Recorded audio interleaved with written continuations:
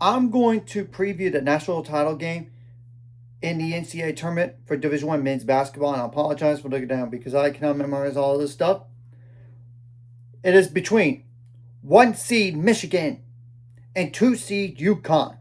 The game is tomorrow, 7:50 p.m. Central Time on TBS / TruTV / HBO Max. As of right now, Michigan's favored by 6.5 points. We also have to wait and see about the injury situation for both these squads. I'm just going to make things clear up front about that. So, what's at stake for this game? Michigan's trying to win their first national title since 1989. Instead of being a runner-up, like for the 1, 2, 3, 4, 5, 6, 7th time, and granted, I know it's including a 2 vacated by the NCAAs. So really, if you want to say not included, that's fine. 1, 2, 3, 4, 5th for the 5th time. I'm just saying that right now. And also, UConn has tried to win their 7th national championship. All those have come after the year 1999, by the way, on the current 6 they have, which is pretty impressive. And obviously, this would be like the 3rd national title since 2023 as well. Might as well go over the overall records for both these squads first. UConn is 34 and 5 on the year, 17 and 3 in the Big East. Now Michigan 36 and 3 on the year, 19 and 1 in the Big Ten. I'm going to start with UConn because of the amount of losses here. I'm just being honest. So what are some players to keep an eye on? Terrace Reed Jr., number 5, a 6'11", 265-pound center that is a senior, 14.8 points per game, 8.8 rebounds per game, 2.4 assists per game, 1.8 turnovers per game, 0.9 steals per game, 2 blocks per game, 2.9 fouls per game, 0 for 3 on threes, 60.8% on free throws on 148 attempts, and believe it or not, he actually started his career at Michigan, so that's a very interesting matchup right there because he was there for 2 years before going to UConn for the last 2. So that's very interesting to say the least. There's Alex Carabane, number 11, 6'8", 230-pound forward as a senior, 13.1 points per game, 5.1 rebounds per game, 2.4 assists per game, 1.1 turnovers per game, 0.8 steals per game, 0.8 blocks per game, 2.1 fouls per game, 37.8% on threes on 196 attempts, 86.4% on free throws on 81 attempts. There's solo ball, and I know he did get hurt last game, so let's wait and see. Number 1, 6'4", 200-pound guard as a junior, 12.9 points per game, 3.1 rebounds per game, 1.2 turnovers per game, 1.8 fouls per game, 29.6% on threes on 250 attempts, 85.2% on free throws on 115 attempts. There's Braylon Mullins, number 24, 6'6", 196-pound guard as a freshman, 12 points per game, 3.4 rebounds per game, 1.2 turnovers per game, 1 steal per game, 1.6 blocks per game, 2.8 fouls per game, 33.7% on threes on 205 attempts, 88.9% on free throws on 36 attempts. Desaias Emery Jr., number 2, 6'4", 295-pound guard as a junior, 10.3 points per game, 4.6 rebounds per game first, and then 6 assists per game, 2.3 turnovers per game, 1.6 steals per game, 2.5 fouls per game, 38.9% on threes on 90 attempts, 80.1% on free throws on 136 attempts. And there's Eric Ryba,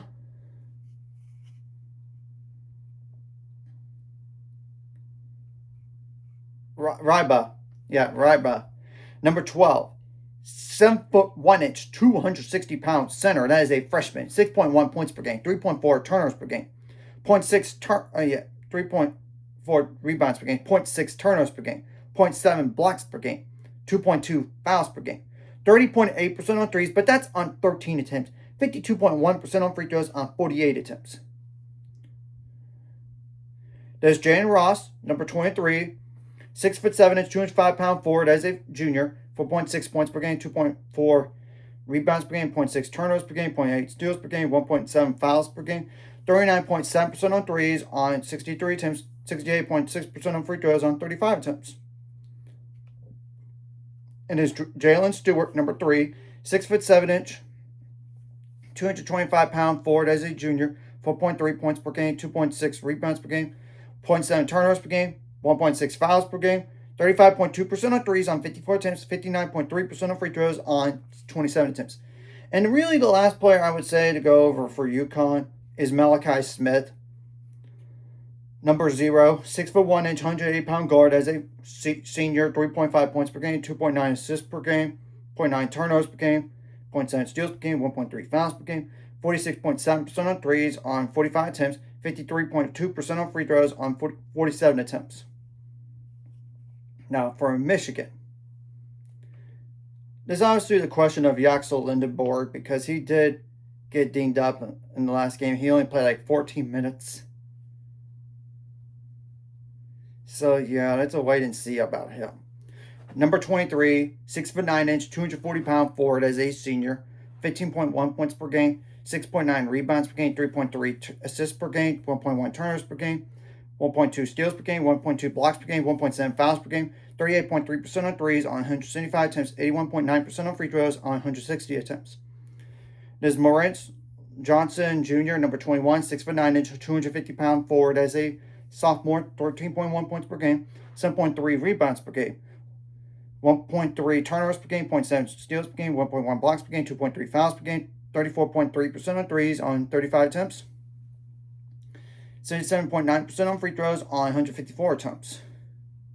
There's Ade Mara, number 15, 7'3", 255-pound center that is a junior, 12.2 points per game, 6.8 rebounds per game, 2.5 assists per game, 2 turnovers per game, 2.6 blocks per game, 2.2 fouls per game, 3 for 10 on threes, aka 30%, 56.4% on free throws on 140 attempts.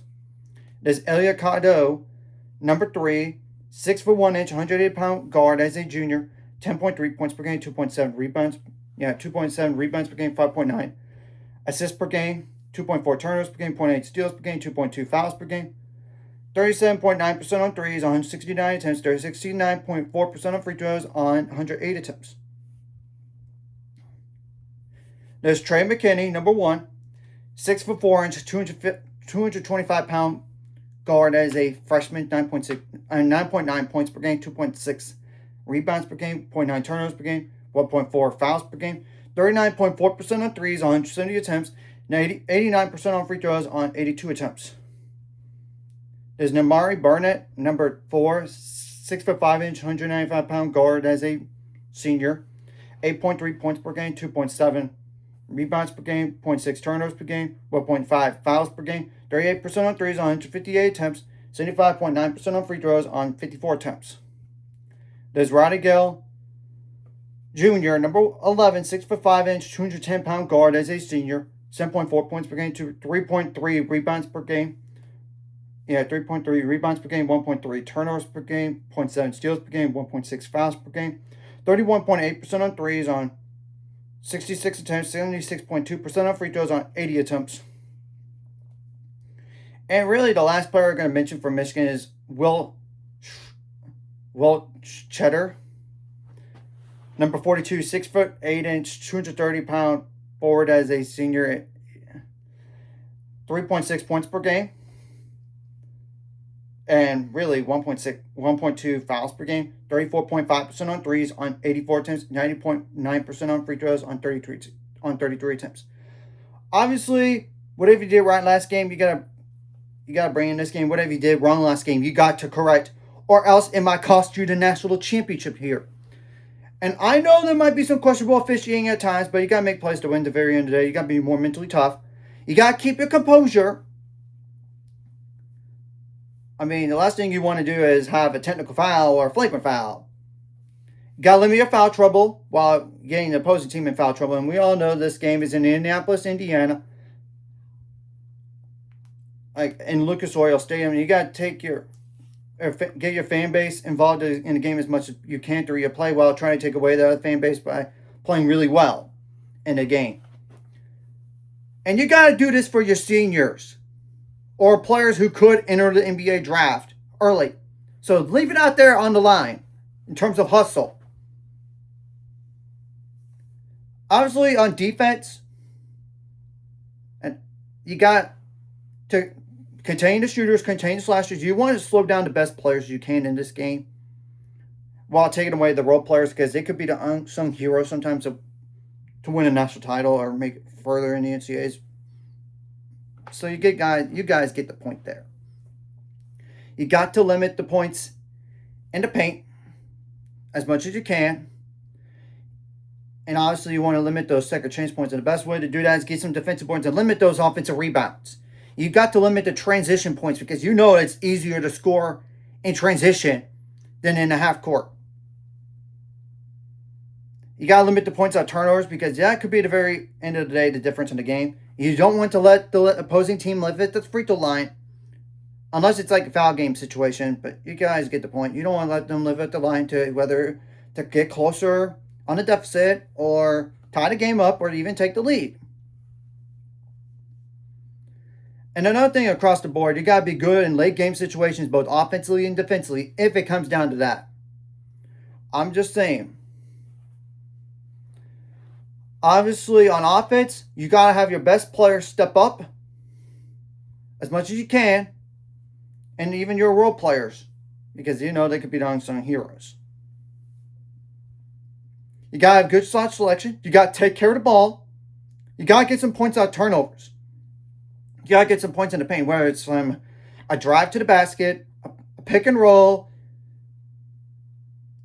or straight up post up. It doesn't really matter. If you do get to the free throw line, you got to make your free throws count because that could be the difference in the game sometimes. You got to get some offensive rebounds and get some second chance points. So, yeah, that's pretty much all I need to go over for this game. I would say if Michigan comes out and they play like they did against Arizona, I want to wish UConn good luck because when Michigan's playing that well, they're hard to beat. And I know it's not like Michigan's some invincible team by any means because after all, they did lose in the Big Ten tournament title game to Purdue by 8. They even lost to Duke, like in a neutral site game this year. Granted, Duke they're really that good this year, and I know they didn't make the Final Four, but you guys get the point. And they did lose to Wisconsin when Michigan was at home, by the way. So it's not like they're some invincible team. And you already know my thoughts on UConn. I thought in times they didn't look so good in the Big East. They had some bad losses in there, but yet they have some good wins, too. Not just like, obviously they beat St. John's that one time, and look what they've done this run in the NCAA. So I would think Michigan is aware on how good UConn is playing right now. I'm sure. And one thing that comes to play here, possibly, UConn, some of those players have been there before in a title game. Michigan's players have not possibly been in this situation before. So that could be a factor. There's no doubt. And I'm sure both are very motivated to win their last game of the regular season. Like for all of college basketball. And not just like in last game in the postseason, but in general. The season will be done after tomorrow. We're going to have to wait and see what happens. Nothing would surprise me about this game. I just really see 3 ways that this game could happen. A UConn close win, like single digits. And Michigan, single digit win, or Michigan by double digits. I don't know about Michigan losing to UConn by double digits. I'm not so sure about that. I'm not so sure. I'm just being honest. But this is the NCAA tournament. Point spreads don't matter. I mean, UConn was not favored against Duke, and they won. And they were not even favored against Illinois, yet they won. So, we're going to have to wait and see what happens from here. So, anyways, if you like this content, hit the like, subscribe button. See you guys later on the right. 800 subscribers, so my goal is 1,000 more. So, my money this course like video. Comment video really helps YouTube algorithm. Some more people see it. Sharing the video does help as well. So more people can watch. And if you're watching and not subscribe, hit subscribe button, notification bell as well.